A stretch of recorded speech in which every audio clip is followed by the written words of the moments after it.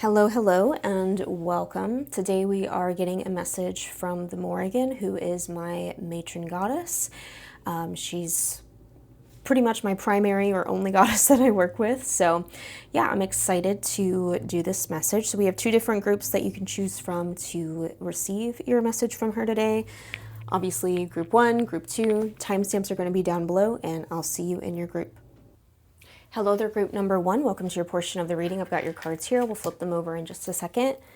But the first message that's coming through, just kind of intuitively, well, sort of like the pre-message, because I was starting to get this for you guys even before I started to record the reading, but there is something about a decision that needs to be made.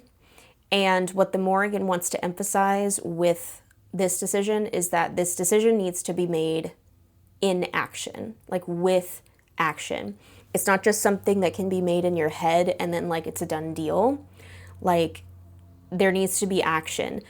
And that's like a really difficult lesson that I've had to learn with the Mórrígan, like over and over and over and over and over again, is that, you know, we have to live by our own moral code, right? That's kind of the whole essence of personal sovereignty, at least in the modern Western world.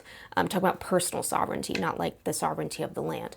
But right, like we need to live in alignment. We need to live in a quote unquote like right relationship with ourselves.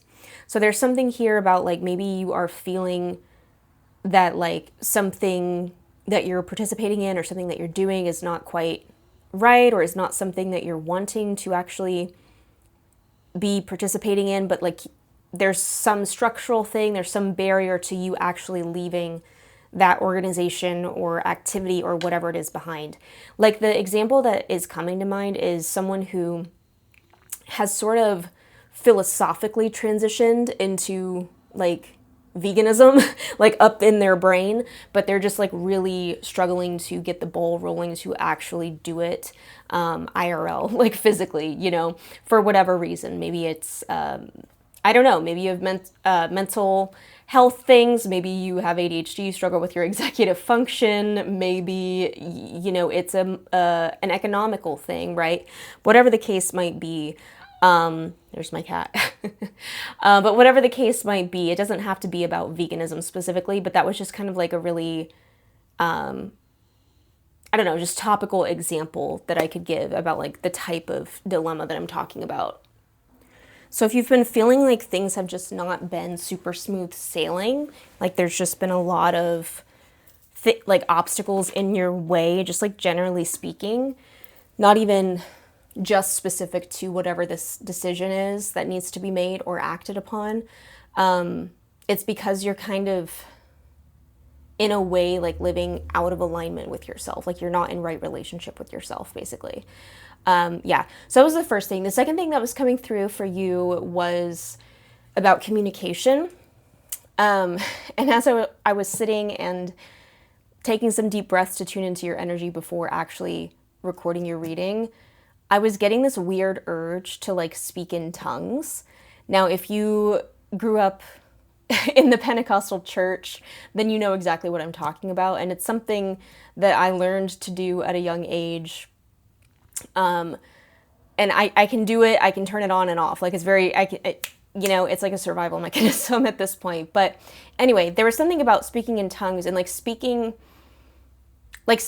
someone's language, you know, like because that's what it actually means to quote unquote speak in tongues in the Bible. It's not this kundalala baba, you know, it's not that what they're talking about in the Bible.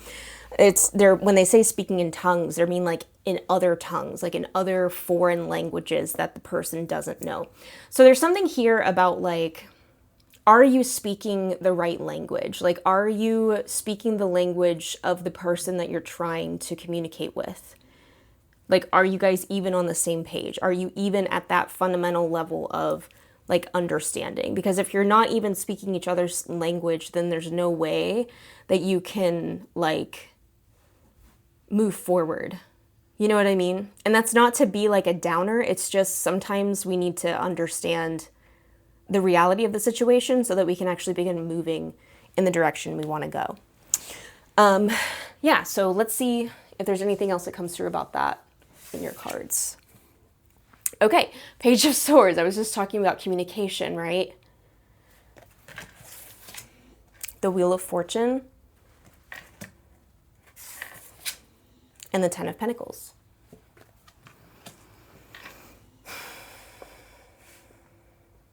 So you may be trying to communicate something with a member of your family or someone that you're wanting to join the family in one way or another. Could be something to do with a child here since we have a page popping up. But regardless, this is an overall like positive spread I'm getting. So again, everything that just came out intuitively, it's not to discourage you. It's not to say like, oh, you better do it now or else you better learn a new language or else, you know, metaphorically or literally. But it's just to say that like, if you want to get things actually moving, like if you want to get the wheel turning in the right direction, which is this success, this legacy, this promise of a future, you're able to sort of rest easy at night because you know everything's taken care of. Like you are the one that has to move that forward with your communication, with the things that you say in addition to the things that you do. So it's kind of like a walk the talk kind of message here, like walking the talk. That's what gets the wheel turning. Like you have to start moving and then the wheel will move with you.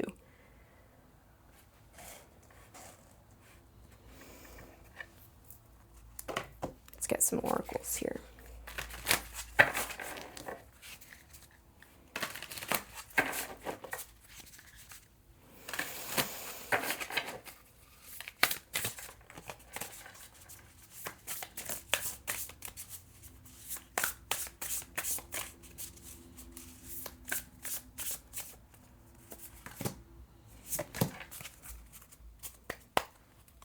At the bottom, you have scavenge. Yeah, what I'm hearing with this is like the well ran dry. Like there was something that you were being given, gifted, supplied with that made it so that you didn't necessarily have to turn the wheel by yourself. I'm seeing one of those, is it literally just called like a water wheel? Is that what it's literally just called? But it's kind of like that thing that's in, I think it's literally just a water wheel, but like it sits in like rivers or maybe like really large creeks or something that have like a good flow, a good current to it. And it moves and it like scoops water and it's moved by the current of the water. And I think they use it to make electricity because I think it's kind of like a windmill situation. I might be wrong, but regardless, that's kind of what I'm seeing. And it's like the wheel was turning because the water was high enough, right? There was enough supply of that element there to keep it going. But now it's like the water has kind of gone down too low to where it's not even reaching the edge of the wheel anymore.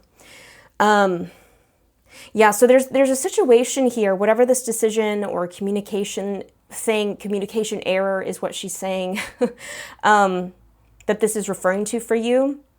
It seems like you were able to sort of gloss past it or just sort of glide over it a little bit more easily in the past because there was some emotional component that was sort of sustaining the situation and making it go much more smoothly. But now it's sort of like you got to put your money where your mouth is. If you really do care about this, then you have to be the one that uses your own energy, your own oomph, for lack of a better way of putting it, your own oomph. You got to put your back into it, you know, to get this thing moving again. And I do see it potentially moving in a really wonderful direction with the Ten of Pentacles, right? It's just a matter of you actually getting it going. Okay, so we have isolation, sacred space, fear. Okay, it's really interesting because I almost said this and I wish that I would have now. But when I flipped this over and I saw sacred space, I initially read it as scared space. Now I am dyslexic, so you know, maybe it's not even an intuitive thing. But yeah, I read this as scared space and that feels kind of significant since you also got the fear card.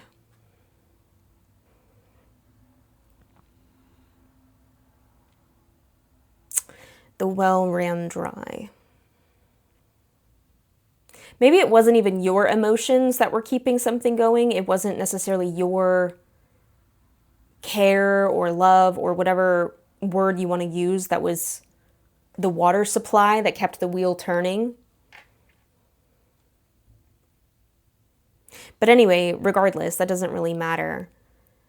What I am feeling here, though, is it's like you're wanting to protect your sacred space. You're scared of it getting flooded, I'm hearing. You're scared of it being flooded. You're scared of it being stolen. You're scared of people walking all over you, which is why you're sort of hesitating. And I think on some level you have tried to communicate this to whomever this message is referring to. But again, it's like you're not speaking the same language. Like there's something, maybe that is a literal thing for someone, but there's something here where like the wires are just getting crossed because like you are a fully fleshed human who has, you know, grown up in whatever environment, whatever family that you grew up in. You went to the school that you went to, you met the people that you met, you've had the experiences now as an adult that you have had, and all of these things have shaped you into the fully formed human that you are right now. Same thing is true for Joe Schmo down the street that you don't give a shit about, as well as the people that we love, right?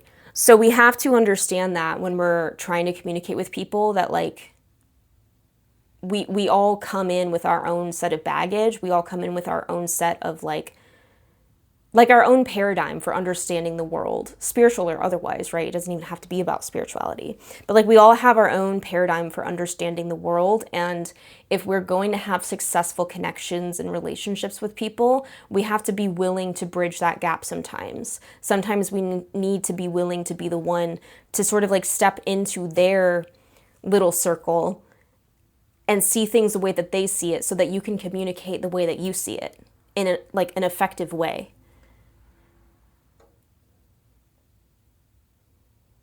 Okay, so I think that's all I'm getting for you, Group 1. I hope this was resonant and helpful. Yeah, hope to see you next time. Bye. Hello there, Group number 2. I've got your cards here. We'll flip them over in just a second. I haven't looked at them yet. I always like to sit and kind of read intuitively before I even look at the cards, but it was weird. Like literally as soon as I finished Group 1 and I started preparing to like just pull your set of cards over here and whatever, I was getting this song. It's from the Hunger Games, and it's the Hanging Tree song, if you're aware. I think it's from Mockingjay, if I'm not mistaken. I can't remember. It's been a very long time since I've watched these movies and read the books. But the Hanging Tree, the song is like, are you coming to the tree where they say, what was it? Where they hung up a man. Are you coming to the tree where they hung up a man? They say who murdered 3. Strange things that happen here, no stranger would it be if we met at midnight in the hanging tree. That's the song. Yeah. There's more lines to it. But there's a few things that are standing out to me with this. The first thing is that you need to get out in nature, specifically at night. I don't really know what that's about. I'm hearing the Mórrígan say that you know what that's about, though. So I'm just going to leave that there. But yeah, you need to get out in nature just more so in generally. But if you are able to, if it's safe to, take whatever precautions that you need to, keep yourself safe.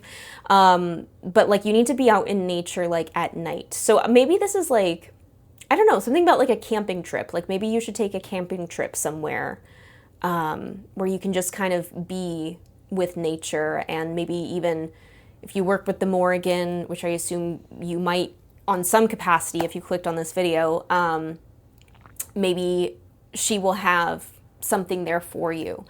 Yeah, so that's interesting. The second thing I'm getting, because the hanging tree, that led me to apple tree, and how sometimes it's easy for us humans to make the mistake of eating the apple getting the juice all over our face. It's a hot summer day and it's so refreshing and nice and crisp. We eat the whole apple, but then we throw away the core because we think that we've gotten everything that we needed from the apple. And maybe we did, like nutritionally, right? Maybe we feel refreshed, we feel refreshed, we feel hydrated, we feel nourished, at least in some capacity, but that's not all that the apple is good for, because the apple contains within it the key to even more apples, right? However many seeds, I don't even know how many seeds are in each apple, but I know it's not just one, there's multiple seeds, right? So there's multiple pathways. Sorry, I'm just sort of trying to translate here. There's multiple pathways that you could potentially take that are all sort of rooted in the initial pathway that you began on. And you might have been tempted to just throw away the apple core at this point, because you're like, I got everything I needed. I feel like there's nothing really more for me here, nothing more for me to learn here. And the Mórrígan is like, hey, what you got there? Like, there's like 1,200, there's not 1,200 seeds in an apple, but like there's so many seeds that you could use. Like you can plant those and have your own tree. So I don't know, there's something there. This does feel like a very spiritual message. I'm not gonna lie. Although I don't know what this is about, right? It's probably gonna be something different, even if only 2 people watch this, right? Like it could be something different for both of you. So anyway, take it how it resonates if it resonates. Let's look at your tarot cards. Okay, yeah. So you have Judgment, Queen of Cups, and the 7 of Pentacles. Okay, that's really funny to me because to me the 7 of Pentacles has always been like the gardener, right? He's the gardener. He's planted his seeds and he's now waiting for them to spring up. And Judgment here, even in this version of the card, you can see it's kind of about resurrection, right? There's these dead birds that are being called back to life. So again, something with like the apple core analogy, it's like you thought you got all the life out of something. You thought it was over. You thought that you got everything that you could. Maybe it wasn't even necessarily everything that you needed, but it was everything that you thought existed in like a paradigm or a practice or a job, like whatever. But there's more there. There's more to be done. There's more to be had, is what I'm hearing. Whatever it was that you found so nourishing or exciting or fun or emotionally fulfilling with the Queen of Cups here about whatever this is talking about, like you will have that again. You just have to plant the seeds. Okay. Yeah, you have to plant the seeds in order for those things to come to you, in order for those things to sprout from the ground and give you more, produce more fruit, produce more apples for you to enjoy. You first have to plant the seeds. So you are being called here back to something. But this calling comes with an agreement, a contract, if you will, that you understand what your responsibilities are. Like, it is not the Mórrígan's responsibility, it is not the universe's responsibility to do the work that was assigned to you, you know? And that's what this is about. Yeah, okay.